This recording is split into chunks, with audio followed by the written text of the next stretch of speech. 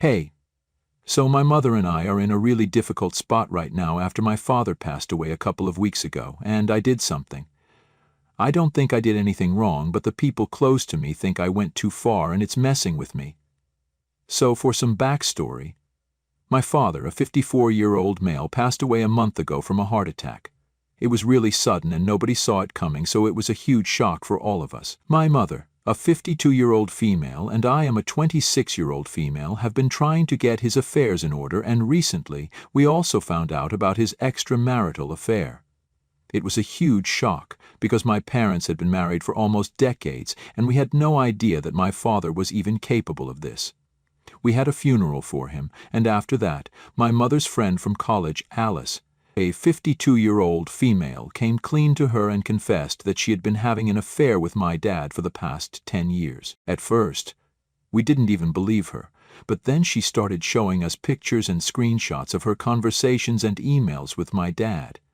She told us things that only we knew about our father, and even told us about the burner phone that he used to text her from. Alice and my mother had been friends since college, and even though they were not close after graduation, they would still meet a couple of times a year at parties and stuff. And one of those times my mother had attended a college friend's party with my father, and there they had run into Alice and her husband. That was a really long time ago, but my dad and Alice started their 10-year-long affair at that point, which only ended with his demise. My mother and Alice had met several times over the years, and nobody had ever suspected anything, because my dad was just that great of an actor, and so was Alice. So when my mother finally found out about the affair, she was shattered. She was already finding it very difficult to deal with the grief of losing her husband, and now she had to deal with the fact that he had been cheating on her. The worst part was that my father had pretended to love my mother until his very last breath, and my mother had been convinced that she was the only woman in his life because she had no reason to suspect otherwise. As if this was not bad enough, Alice and her kids started harassing my mother to include her and her kids in the will informally, because she felt like she deserved something out of my father's death because she had loved him. She has 2 sons, both around my age, kind of younger actually, and all of them have been calling and texting my mother relentlessly trying to get her to include them in the will. The will is in probate right now, but the problem is that my father had phrased it vaguely, and if Alice wants to, then she and her kids could definitely challenge the will. Alice forced my mother to tell her the contents of the will when she had first come over to tell her about the affair, and my mother couldn't even say no to her because she had been just desperate and grief-stricken by my father's passing. There was also the fact that Alice herself had a pretty sad existence. Her husband had been diagnosed with early-onset dementia a couple of years ago, and she was having a hard time coming to terms with the fact that he might not make it for long. She had quit her full-time job to work from home and was a nurse to her husband. Her husband had also been to the same college as my mother and was a senior. He was actually a pretty nice guy, which is why everybody felt bad for Alice, including my mother, who has pretty much lost her head ever since my father passed away. I hate to say this about my mother, but she hasn't ever been the most mentally stable and emotionally strong person, and this incident has shaken her up even more. She has done quite a lot of stupid things, the first being telling Alice the contents of the will. She told me that she felt bad for her, even though the woman had been cheating with her husband and had broken her marriage. But my mother claimed that she couldn't bring herself to hide the contents of the will from Alice, especially when both of them were crying about the same man. She had almost even agreed to split everything with Alice, but thankfully, she informed me about it, and I put an end to it because there was no way that I was sharing anything with Alice and her kids. She might have been my dad's affair partner, but it didn't mean she had any claims to his estate. That was all ours. I made my mother cut Alice off and block her everywhere, so after a few days, she and her kids took to harassing me online instead. But I'm not my mother, and I wasn't scared, even though they kept threatening me by saying that they would expose my father to the world by publicizing the affair. And that wouldn't be a good look for me and my family. Our reputation would really take a hit, and that would also mean negative publicity for my dad's business, which I was supposed to take over. They told me that the only way out for us would be to informally split the estate and the profits from the business. That way everybody would be happy and nobody had to suffer the consequences of my dad's selfishness. But I wasn't on board with that plan and declined their offer. My mother, however, wanted to take them up on it and kept trying to persuade me to agree to their terms. She didn't even like the fact that I had been arguing with them online. In one conversation, Alice's son had told me that we were cheating them out of what they deserved and he would be forced to expose us for the frauds that we were if this continued. So I had told him that his mother was the real cheater here and threatened to tell his father and ruin their marriage if they kept bothering me. The spat had become pretty nasty and all of us were only staying quiet out of fear for our reputation. She said that she didn't think it was worth it to fight them on this, because otherwise they might go public with the news of the affair, and even though it would hurt them and ruin Alice's marriage, it would hurt us more, because then my father's business and his reputation would take a hit, and he wasn't even here to defend himself anymore. So it would be in our best interests to just agree with them and let this go.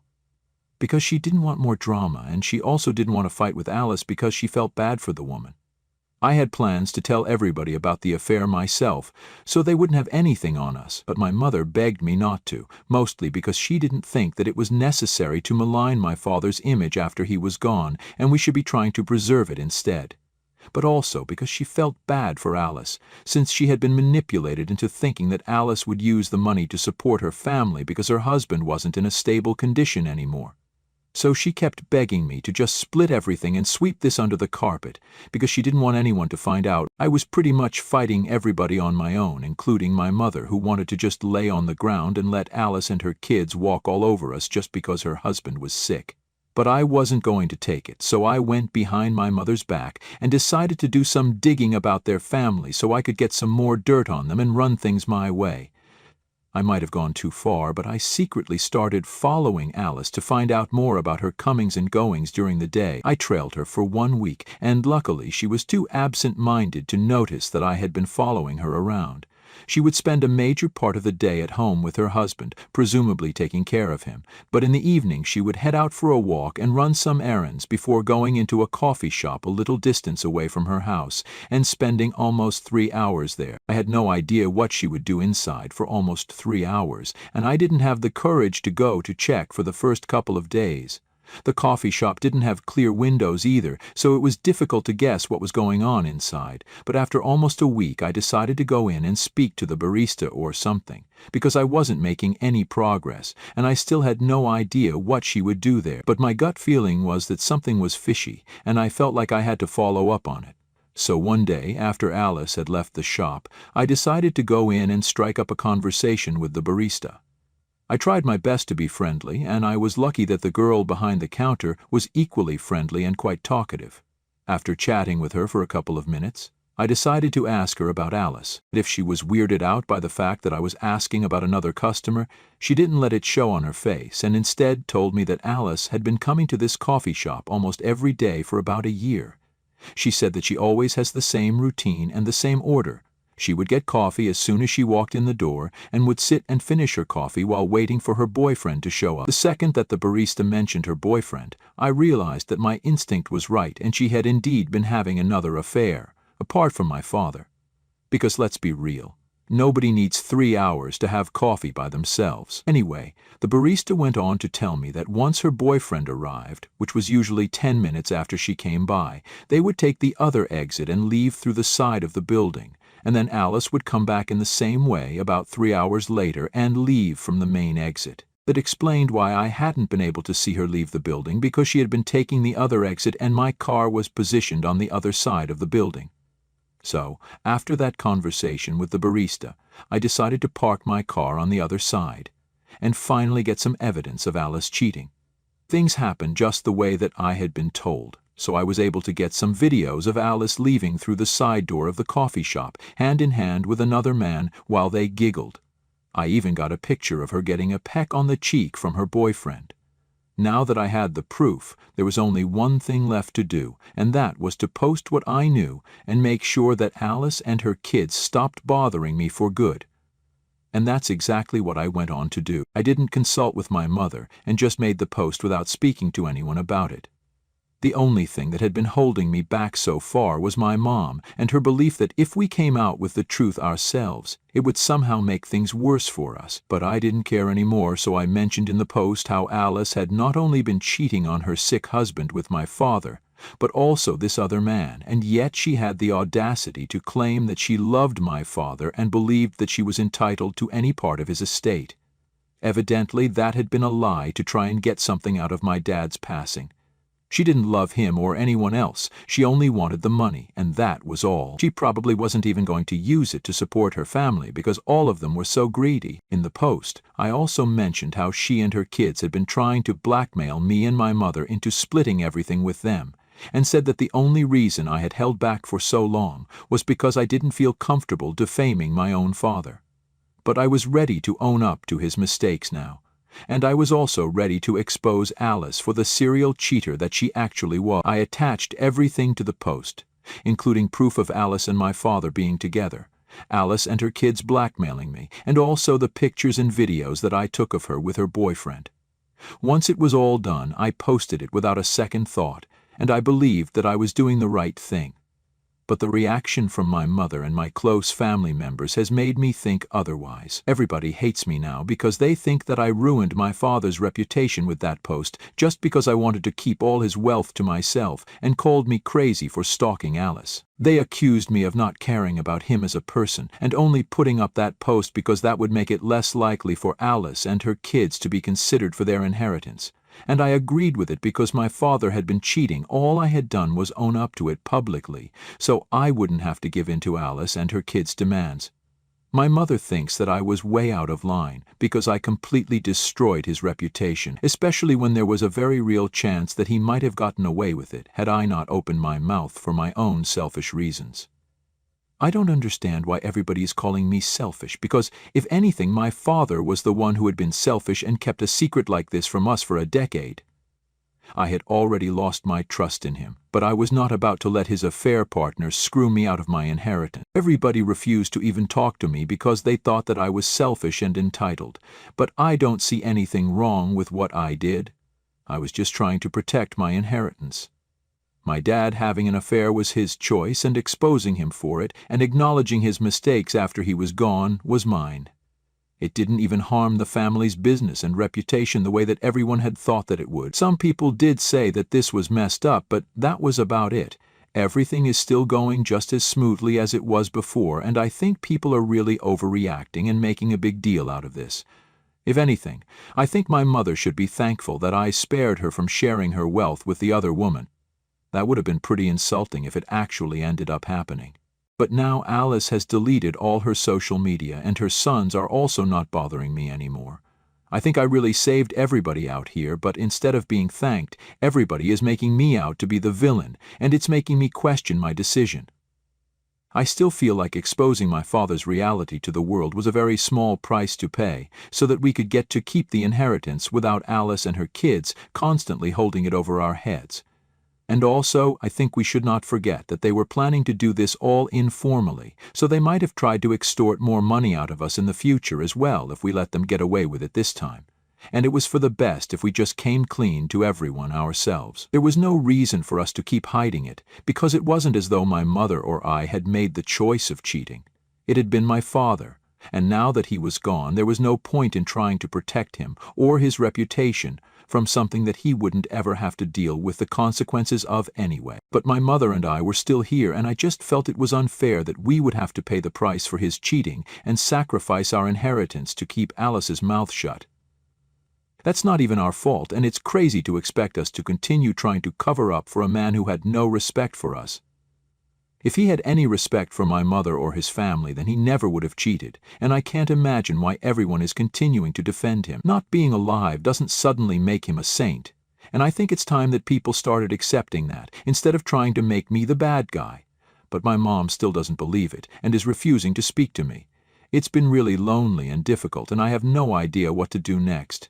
Am I the a-hole for exposing my father and his affair partner because she was trying to extort money from me? Update 1. It's with a heavy heart that I'm writing this update, to tell you guys that I have decided to cut my mother out of my life. I don't think that we can reconcile after this because I tried to speak to her a couple of days ago and she said the most horrific things to me. I don't think I can ever recover from that, and I don't wish to speak to her ever again. It's been 2 weeks since she stopped speaking to me first, but I still kept trying to talk to her and make her see my side of things. Unfortunately, she just wasn't interested. She was convinced that I had ruined my father's legacy and reputation and wanted nothing to do with me. It was incredibly frustrating for me as well, because I kept trying to explain to her that I hadn't done anything to defame my father. He did it quite well himself, and it was worth doing it because otherwise Alice and her kids would just keep holding the affair over our heads and force us to do whatever she wanted us to do. I tried to explain to her that my father was the real culprit here, as well as Alice and her kids, and I was just trying to look out for me and her. The last time that I called my mother to talk to her yet again, she told me that she didn't want to speak to me anymore and that she was sick and tired of my excuses. She said that after this, I was only allowed to contact her if it was to issue an apology, but other than that, she didn't want to hear from me.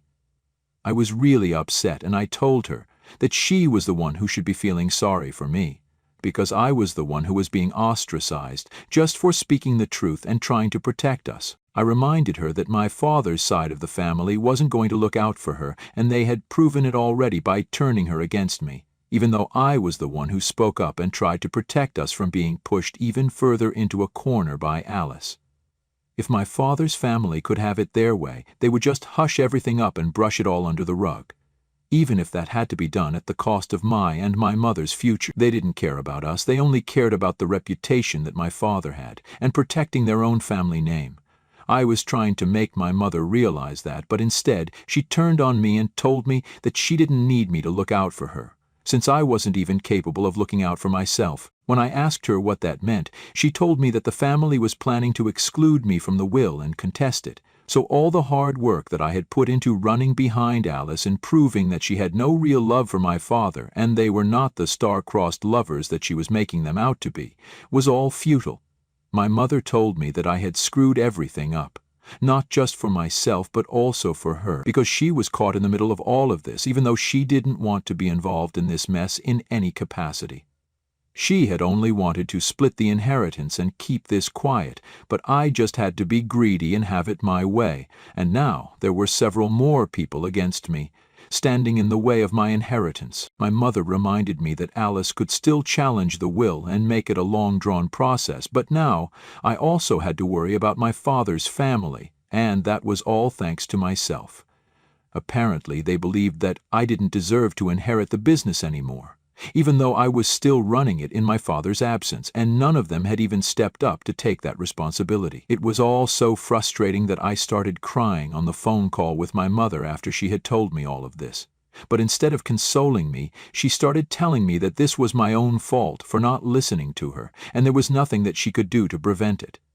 She added that even if there was something, she would let this happen, because she felt like I deserved this. That made me cry even harder, because I would expect something like that from my father's family, but not from my own mother, because I had always believed that at least she loved me.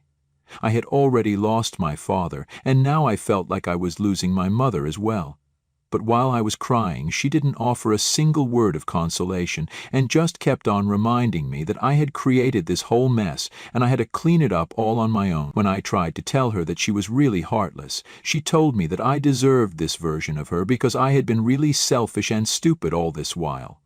I was still holding out hope that she might say something kind to make things less difficult for me, but instead, she told me that she wished I was not her daughter, and then hung up on me. That was the last that I spoke to her, because I don't know if I can ever go back to being on good terms with my mother after what she said. I just can't. Update 2. Hey, so it's been a couple of days since my last update, and Alice recently reached out to me to tell me that her husband had been forced to file for divorce from her by his family because they saw the post that I had made, and now she has promised me that she was going to ruin my life just like I had ruined hers.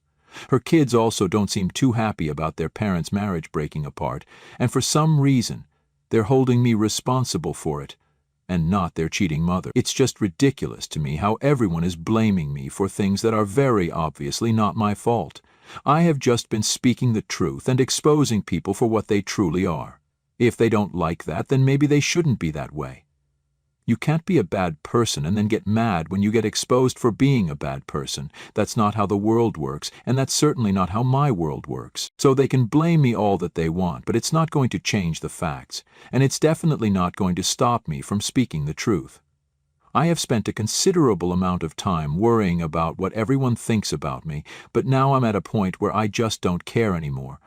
People are going to have a problem with me speaking the truth no matter what I do, because the truth is ugly and undesirable, and they hate me for bringing it to their notice, so they can't ignore it anymore. But that's their problem and not mine, so I don't have to worry about what they think anymore. Be it my mother or my father's family, they can do whatever they want. It doesn't matter to me anymore. I haven't heard from my mother since the last phone call, and I hope that it stays that way, because I don't think I have anything left to say to her. She was horrible to me, and instead of grieving with me, she turned against me. I can understand that she was upset about a lot of things, but that doesn't excuse her behavior, because even I was upset about the very same things as my mother. She should have stuck by me instead of trying to cover up her husband's faults, especially since he wasn't even there anymore. But I'm still here. It's disgraceful and sad how she thinks that his passing away absolves him of everything that he did wrong. I love my dad and I'm always going to miss him, but I can't forgive him for what he did. Maybe my mother can, but she has no right to tell me if I should or not. So now I'm ready to fight against whoever comes in my way, and I have accepted the fact that I'm on my own now. It's always been that way, so whatever. Update 3. Well, it's official. Both my father's side of the family and Alice are now contesting the will. But I'm not worried. I know what I am and what I deserve.